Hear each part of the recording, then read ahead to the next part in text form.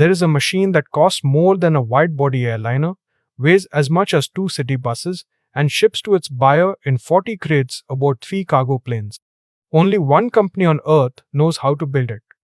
And here is the part that stayed with me. 30 years ago, that company was a near-bankrupt afterthought, and the giants who should have owned this future looked at it and walked away. This is a series about the companies that quietly run the world and, just as importantly, about the rivals they left behind. Because dominance is never an accident, and it is almost never permanent. Every empire on this list beat somebody, and understanding who they beat tells you more than any list of their triumphs. So we begin with the strangest one of all, a Dutch company most people have never heard of, called ASML. If you had asked, in 1990, who ruled the machines that print computer chips, nobody would have said ASML. The answer was Japanese, and it was not close. Two companies, Nikon and Canon, yes, the camera names, together held roughly 3/4 of the market. They had the money, the optics, and the reputation. ASML had a leaky building shared with a Philips factory and a few hundred employees. These machines do one thing. They print patterns of almost unimaginable smallness onto silicon using light. And the whole industry runs on one brutal rule. Whoever can print smaller wins. For decades, printing smaller meant using shorter and shorter wavelengths of light, and at that game, Nikon and Canon were simply the best in the world. ASML, for most of the 1990s, was merely surviving it. Then, near the end of that decade, the game hit a wall. To print any smaller, you needed a completely new kind of light, called extreme ultraviolet, and it was, by common consensus, close to impossible. It could not be focused with ordinary lenses, and it was swallowed by almost everything it touched. Chasing it meant betting a fortune on physics that most serious people thought would never cooperate. Faced with that wall, the two giants made what looked like the sensible decision.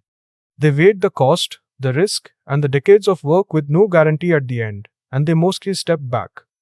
Canon drifted toward other things. Nikon hedged its effort. On paper, it was the prudent, responsible call.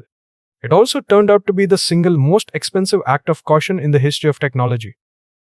ASML did the opposite. Having the least to lose, it bet the entire company. It pulled together an unlikely coalition, an American research consortium, a German optics firm called Zeiss, and a light source company it would eventually just buy outright, and it spent the better part of 20 years, and well over $10 billion, chasing a machine that might never work. Here is the one number to hold on to. Today, for the most advanced chips, ASML's share of the market for these extreme ultraviolet machines is 100%, not 90%, not a comfortable majority, all of it. There is no second supplier, and there is no backup. Nikon and Canon, the firms that once owned this entire room, now make nothing that competes at the frontier. It is worth sitting with how rare that is. We use the word monopoly loosely for firms that hold 70 or 80% of something. This is different in kind.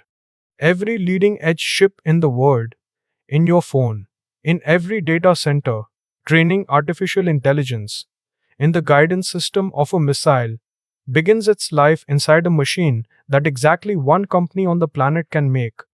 So what did ASML get right that two richer older rivals got wrong? Not a single dramatic breakthrough.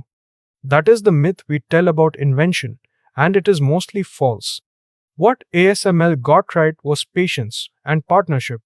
It never tried to build the whole impossible thing alone. It stitched together the best optics, lasers, and software from wherever they lived, and held that coalition together far longer than most companies stay interested in anything. And it got one bit of timing exactly right. When almost everyone else saw extreme ultraviolet as a distant, maybe never technology, ASML treated it as the only future worth having and began paying for it decades early.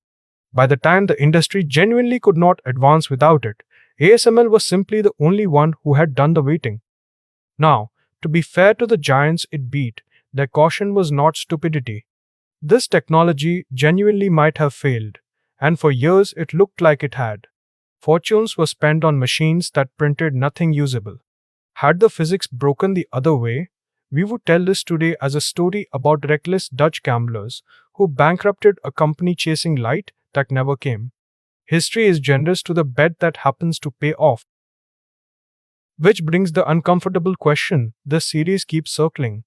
What happens to the rest of us when one company wins something this complicated? Because a monopoly this total is not just a business fact, it is a choke point. And a choke point, sooner or later, becomes a target. ASML now sits at the center of the loudest argument in geopolitics. Its machines are the most effective lever any government has ever had for controlling who is allowed to build advanced chips. So the Dutch government, leaned on heavily by the United States, now restricts which of these machines may be sold and to whom. A company from a small, peaceful country has been quietly turned into an instrument of great power strategy, largely against its own commercial wishes. And of course, the moment you become that important, everyone begins trying to replace you. China, cut off from the top machines, is pouring enormous sums into a homegrown alternative to a company called SMEE, which today remains many years behind. Canon, the old rival, is quietly pushing a completely different method called nano-imprint, hoping to leapfrog the whole problem rather than beat ASML at its own game. Neither is close for now. But both are a reminder that no monopoly is ever a law of nature. Here, though, is what makes ASML so hard to dislodge, and it is the real lesson of this episode. Its moat is not a patent, which expires, and not a secret, which eventually leaks. Its moat is time itself.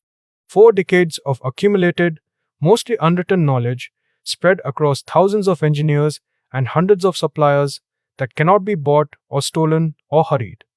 You can copy a blueprint. You cannot copy having started in 1984.